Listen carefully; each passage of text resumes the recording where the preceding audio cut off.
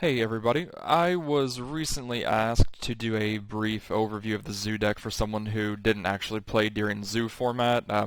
Now that Phantom Rage is legal and we've gotten a bit of a boost to the deck in the form of AA Zeus and also with the inclusion of Zoo King Alpha. It's Alpha the King of Beast, I think, here in the TCG. I'm not quite sure what the exact name of it is. But I just figured I'd do a little bit of an overview of the deck now that we have some more support, now that we're starting to see some tournament results, since the set's been released for a week. I also was able to attend a locals last week, over the weekend on Saturday, I think, and I went undefeated. I split last round with one of my friends. He was playing Dino, which is kind of a historically bad matchup against this deck if you normal summon and then just have your summon booked if you don't have any way to extend, or if you don't have any way to bait the Conductor Tyranno, or if you don't have any interruption on your opponent's turn. It's a pretty rough matchup. Miscellaneousaurus puts in a lot of work. In terms of kind of our interaction on their turn being Ash Blossom and Nibiru for the most part. So ended up playing 5 rounds. My first round was against Prank Kids. It was 2-0. The guy bricked a little bit. Game 1, he didn't see any Prank Kids, and it was just kind of a clean sweep. Game 2, I Nibiru'd him and then evenly'd him afterwards after he just like very heavily committed to a field. Didn't know that if you get evenly, he had to keep the token, which I explained to him, so he pretty much just lost the entire commitment, and it was just kind of a Dryden control after that. Round 2, I had to play against Infernoble, which is kind of a scary matchup because if they wombo combo you game 1, if you didn't win the die roll, it's kind of hard to win that matchup without a little bit of siding.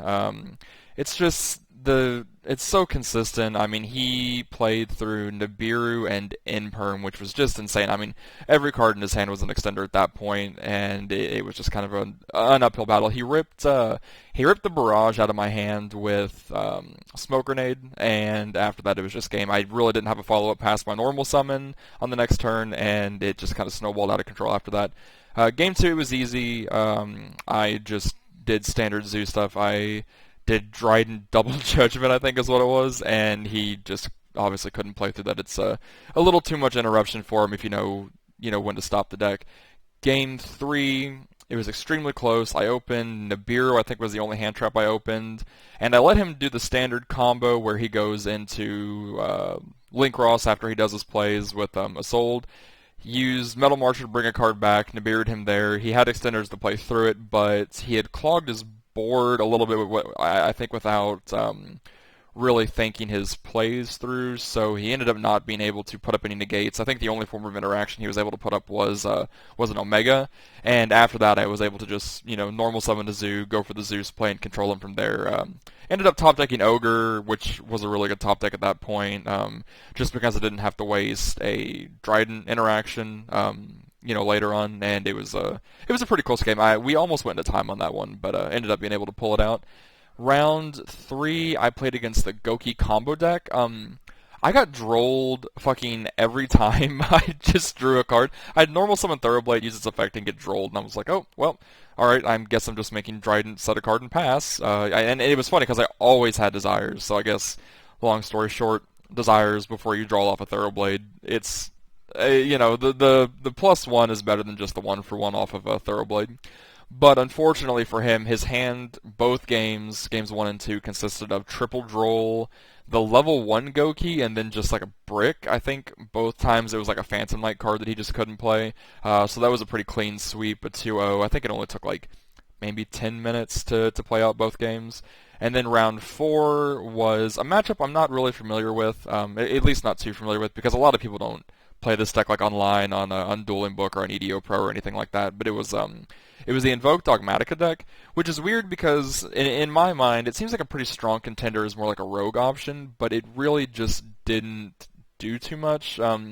Game 1, it was just super control-y, more so in my favor. I think that was the one game that I won the die roll on, and Dryden, some interaction. I think I had like Ash, Imperm, Strike or something, and you just can't play through that. I mean, play the field spell, Dryden pop, normal summons Alistair, Imperm, passed his turn, and I just normal summon Whiptail. Already had one equipped to the Dryden, so Dryden attack banished. You know the whole Zoo combo where you just equip the Whiptail later on, just to give him more material at that point, and he really had no follow up.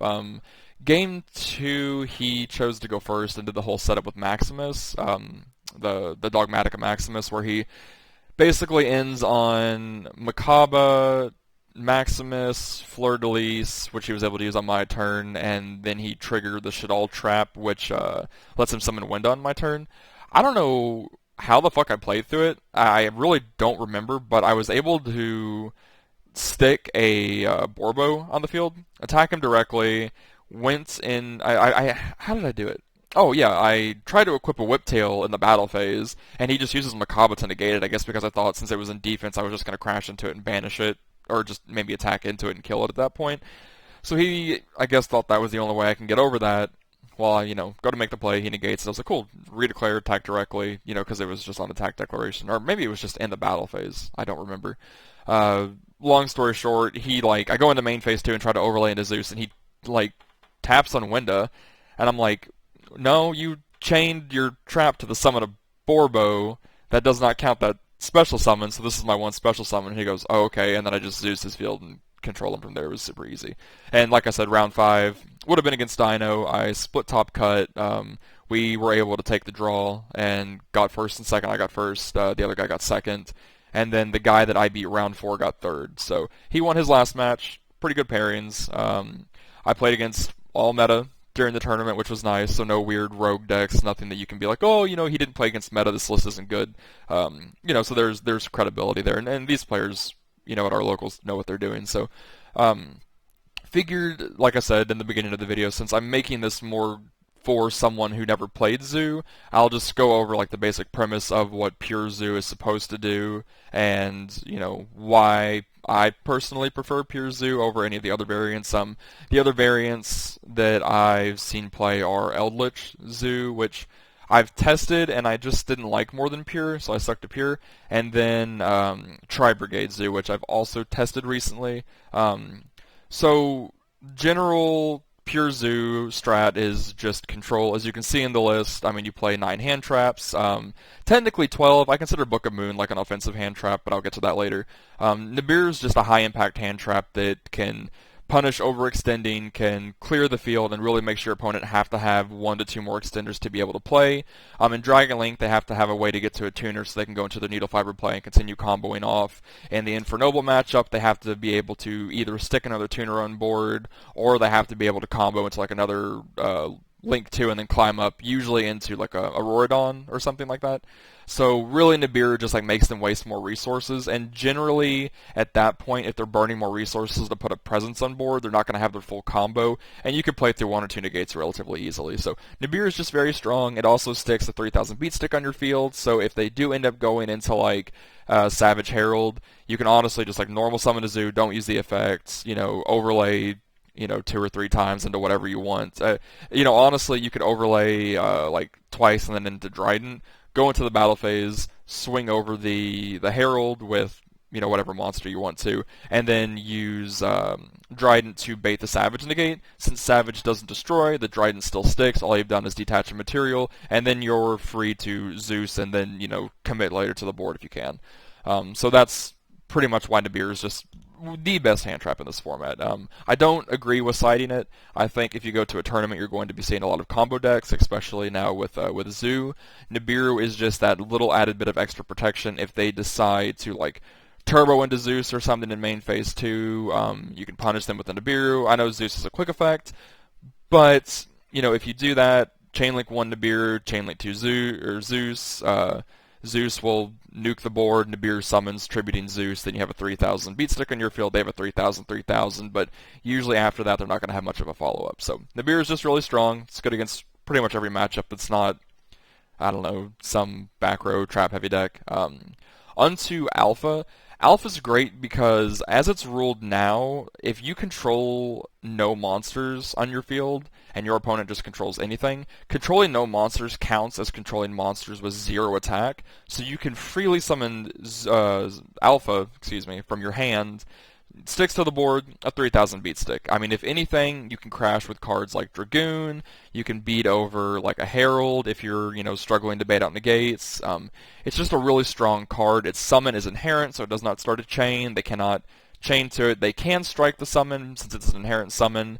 They can warning the summon. They can judgment the summon. But at that point, it's kind of pointless for them. I mean, it just seems like a really bad trade, in my opinion, for them to do something like that to an alpha, unless they really need their boss monster or their Dragoon to stick. And the best thing about alpha, not only is it a inherent special summon, but its effect is worded in a way where it targets cards you control, not your opponent. So if you say like alpha target himself and your opponent okays it, you bounce the card and then you non-target bounce one of your opponent's cards. If they try to chain anything to that, they can't because they've already allowed the targeting portion of alpha's effect to resolve, which is him targeting your own monsters, and after that it's just an accepted game state. So his effect can be a little confusing if you don't know what you're doing. It especially is good if your opponent's not paying attention. If you kind of got them flustered or whatever, they'll probably just okay the effect, try to chain something, and be like, well, sorry, you can't. The cool thing you can do with alpha is target himself and bounce it, and then summon him again, because the summoning condition is not once per turn. You can summon multiple alpha per turn if you can. The only part of his effect that's a hard once per turn is his bounce effect. So play 2. It's good. 3 is a little much because I would rather play Pankratops. Pankratops being the pseudo alpha in this situation. He's an inherent special summon. I guarantee you know what Pankratops does. He's just good because his effect's a quick effect and it baits out a lot of cards. It baits out back row. It's really good. I utilized him a lot in the Prank Kids matchup to bait out interactions like with what is that, Pandemonium, and also the trap card that lets you link. Basically, you get like a free way to clear resources on the field, and then when they try to make plays, you can just Pankratops snipe a card. It's generally really good. It's at 1 for a reason. Cards shouldn't have been printed. It's just ridiculous. So onto the zoos. I think playing 3 of each zoo in pure is correct because you want to maximize your accessibility to the extra deck. Your extra deck is the way that you pretty much make all of your power plays. I mean, Dryden's one of the ones that stacks. Chalk and Iron is recurability. Borbo lets you attack directly to go into Zeus in a, rough game state. Even the fucking Drill Driver card, it's extremely good. It does piercing, and it's a resurrection after it's destroyed either by battle or card effect. So it's good, and you basically have access to your entire extra deck through your normal summon interactions. One of the notable things to do with Thoroughblade, if you have Thoroughblade and Ram, you have access to Megaclops. It's the exact same thing as a normal summon Ratpier. It's the exact same playline. This just lets you draw an additional card. Basically, if you're not familiar with that combo, I'll get to the combo once I get talking about the extra deck. So basically, the 3 zoos, he lets you do piercing if he's equipped to any of your zoo monsters. Whiptail, after damage calculation, lets you banish the monster that it battled with. So this is really good in the mirror match, and it's also really good in the Eldritch Zoo matchup. If you end up playing against that, it lets you banish their Golden Land traps, which is really good because that's where a lot of their strength comes from, is their ability to just keep on recurring resources past turn 1, keep putting pressure on. It outs Golden Lord, which is really good. Usually you attack into a defense position, Golden Lord, take a little bit of damage, but you remove that threat from the game, which is really nice. And since most versions only play 2 Golden Lord, if you chew through one, they're going to be stuck recycling a single copy, and you really can't do too much after that. If you can just remove one, or better yet, remove both copies, then their deck is dead in the water, because at that point you're just controlling the pace of the game, and it just snowballs. Ram, I think Ram is probably the best zoo card next to Ratpier.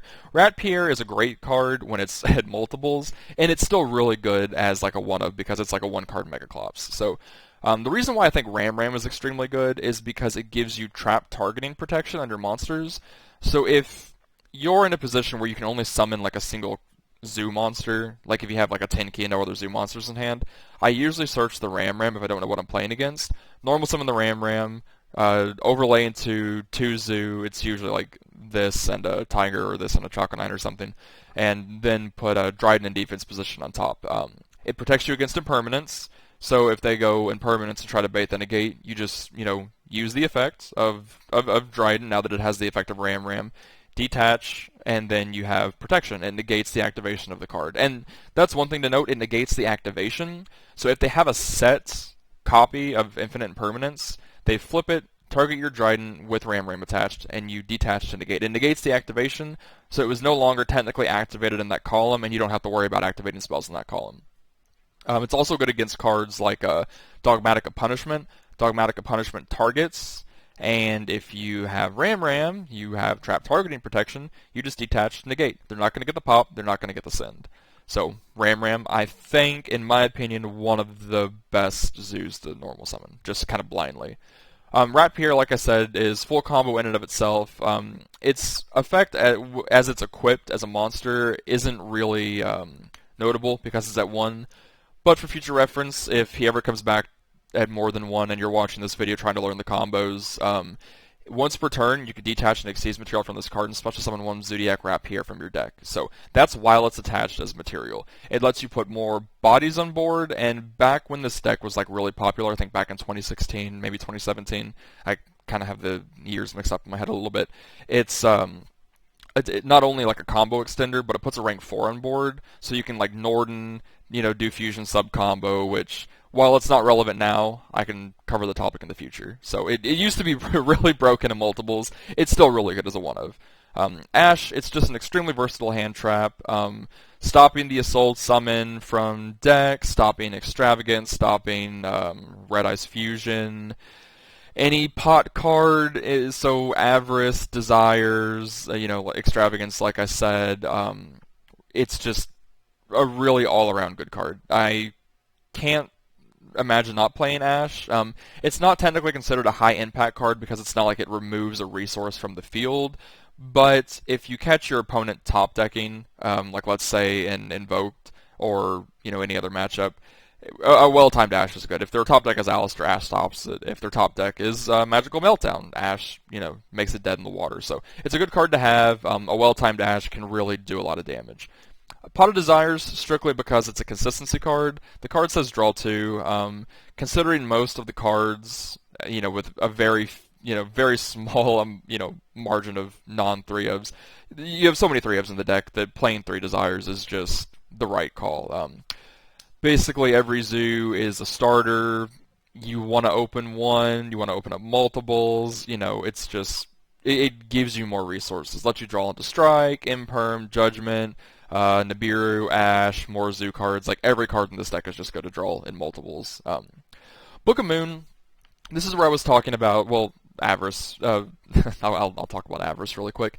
Avarice is just great for the grind. Being able to shuffle back extra deck monsters and still draw 2 is insane. If you can shuffle back like 5 extra deck cards and then just draw 2, it's literally Pot of Greed. It's so free. It's not always live, so I mean, you play 2. I know the meme is like, you play 2 because you want to see it sometimes, but not all the time, but you still want to play it. 1, because like in the grind game, you could definitely run out of your extra deck cards. Dryden is at 1, you want to be able to recycle it. You can kind of pseudo-recycle it off of Megaclops, but you still want to be able to hard make it when you can. So it's it's a great card in the grind game. I think you should probably play it at 2. I don't like combo as a one-of. It's, in my opinion, just not super great.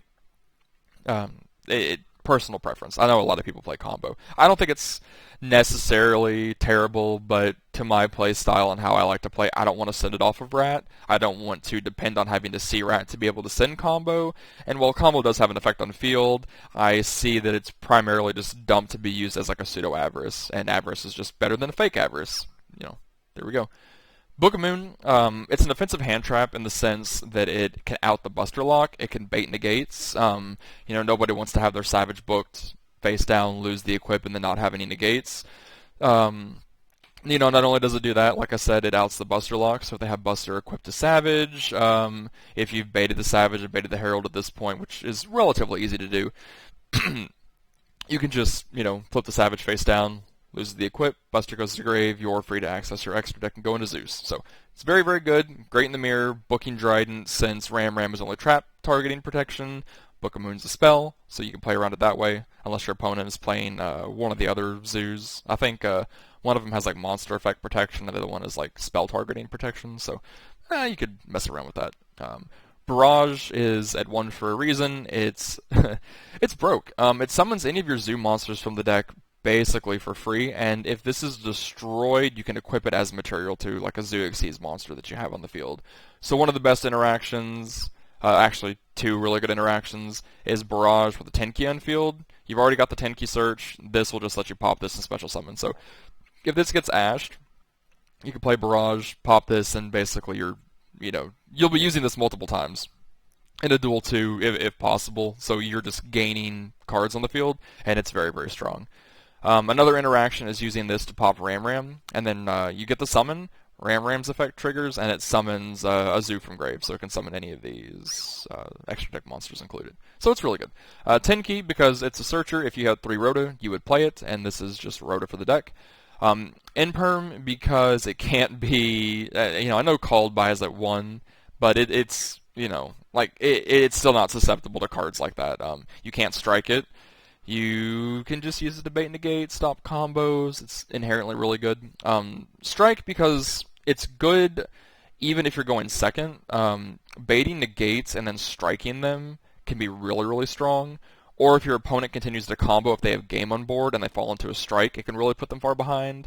It's also just general good protection. So if you are grinding, you have a strike set, and you really need a card to go through, like if you needed like a 10 key to go through and they ash it, you can strike it, and then obviously you get your your engine rolling that way. Judgment, just because just stopping the activation of any card or any summon is just inherently good. In the mirror match, if you Judgment the Trident, they technically can't bring the Trident back because it was never properly summoned, so they would have to like Avarice it back and then resummon it that way. Otherwise, it's just going to be dead in the graveyard. So generally really good. Stops power cards like Lightning Storm, Duster, any fucking normal summon or special summon, that's inherent, cards like that. So really, really good. Half your life points is kind of steep, but in the end, you're going to either be controlling the game at your pace, dealing 3,000 or so damage per turn. Probably, like, if you're going into turn 4, you should be able to kill them. If you haven't used Zeus yet, you'll just be wiping the board, and if you can set a Judgment after that, it's kind of GG, because usually when you set up a Zeus play, you're going to be able to trigger it twice, so once when you make him, a second time later on in the duel. And so Judgment's just really good protection, regardless of what the situation is. Moving on to the extra deck, I play 2 copies of Zeus, mainly because the extra deck isn't super tight and Zeus is a very powerful card. There have been situations where I don't see Desires and Avarice, and I really need to see a second Zeus. And, there's the second one in case you need to make him, or, in the mirror match, if they're playing pure, if it gets, striked or something like that, you want to have access to the second. Like I said earlier about Drill Driver, you can overlay him on top of any rank 4 you control. He does piercing damage, and then when he's destroyed by an opponent's card, so a battle or card effect, you can target one level 5 or lower monster in your graveyard and special summon it. So not only can you bring back an Xyz monster, but you can also bring back one of the Zoos. You can bring back Thoroughblade and trigger Thoroughblade's effect, since it's when it's normal or special summon, you can discard a card, draw a card. Just neat interactions like that. Since you declared an attack, with him or whatever, you can also use him to overlay into Zeus, which is pretty nice. Tiger, it's a simple detach. It detaches and targets at the same time, which is pretty much what all the Zoos do. They detach and target before the semicolon in the text, so that's the cost. The detach and target is cost. So you can detach, target a card, a Zoo card in your graveyard, and equip it to any monster you control, that's a Zoo card as material. So, like if you have like a Zoo engrave and you want the targeting protection, you could detach, add Ram Ram back as material, or add Thoroughblade back as material if you want to do piercing, or add Whiptail back if you need to banish a card. Very, very strong. I usually, in grindier duels, I will use all 3, which is why I play 3. Hammer Kong's nice. I haven't recently played a lot of the Zoo Mirror, so I haven't made a lot of use of Hammer Kong's actual effect, which is targeting protection. While it has material, your opponent can't target any other card on the field for card effects except itself, and on the end phase of every turn he has to detach one.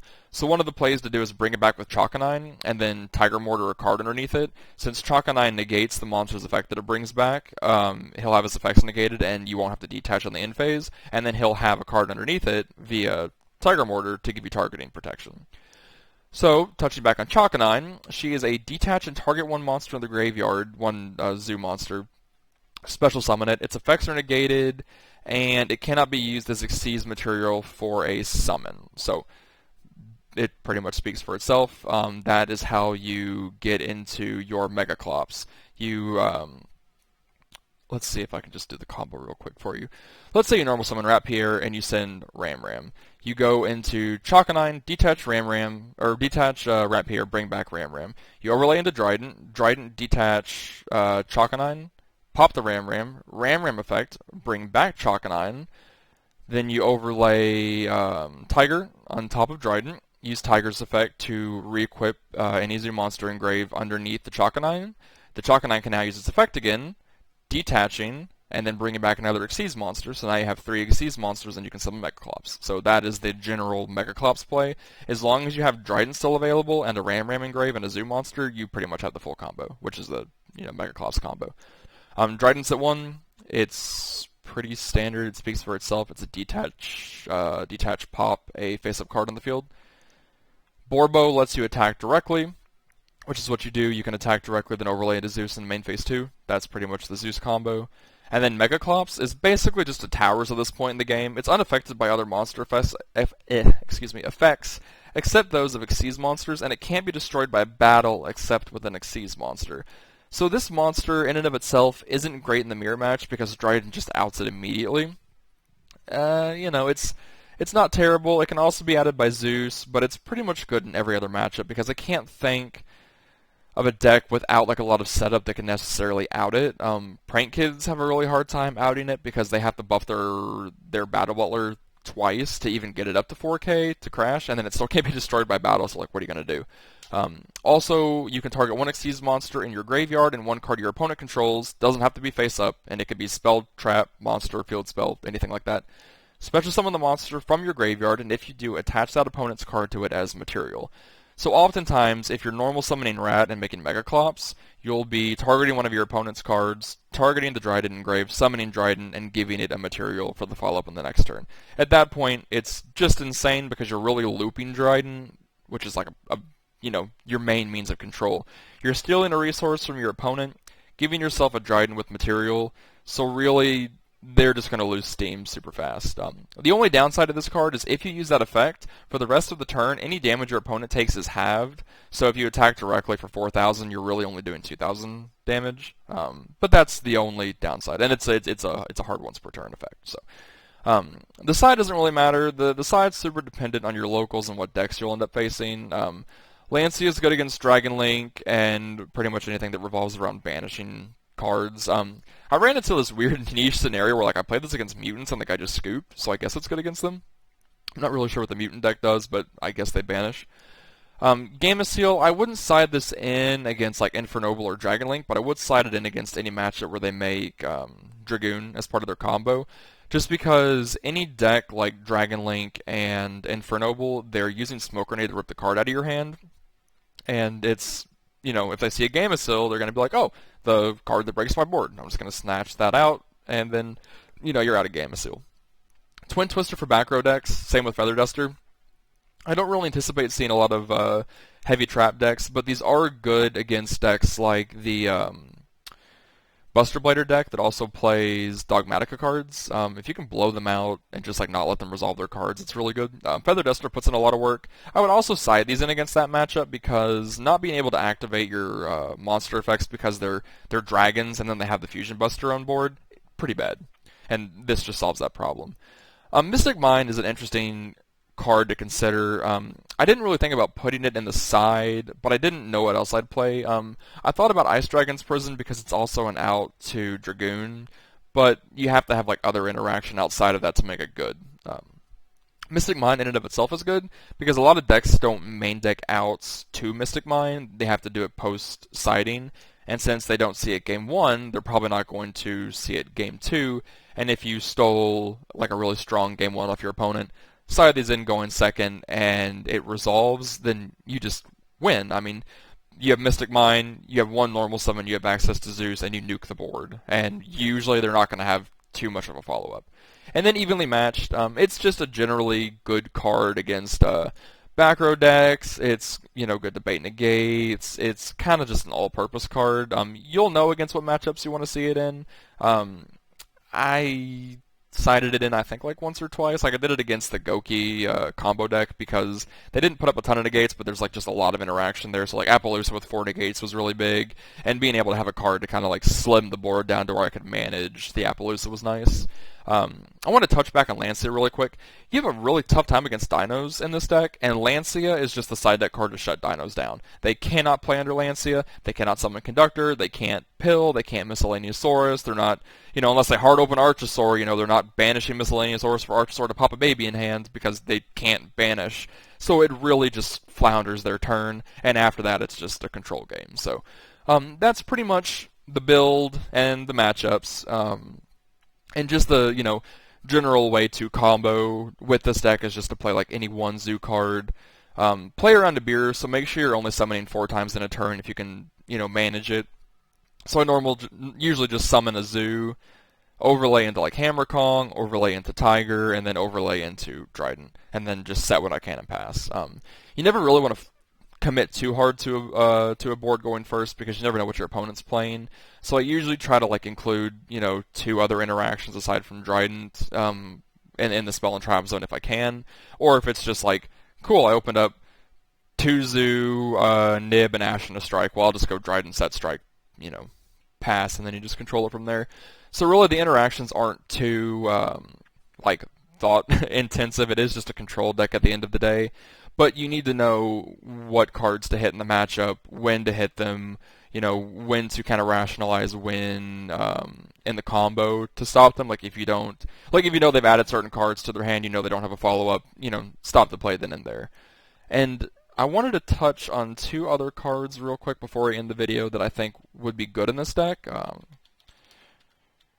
Monster Reborn, just because, you know, I'll give an example in the Infernoble match when they re-equip, Roland, I think, to the big Synchro guy. He pops a card, and if he just pops a card on summon and you don't have, like, Barrage or something like that to follow up with, it's kind of, you just lose. And that's what happened to me game 1 when I had the Barrage ripped out of my hand, ironically enough.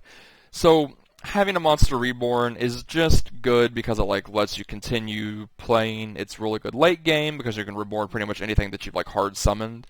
And then another one is Living Fossil for the exact same reason. It's literally just a Monster Reborn that's not at 1. I don't know in what ratios I would play this card.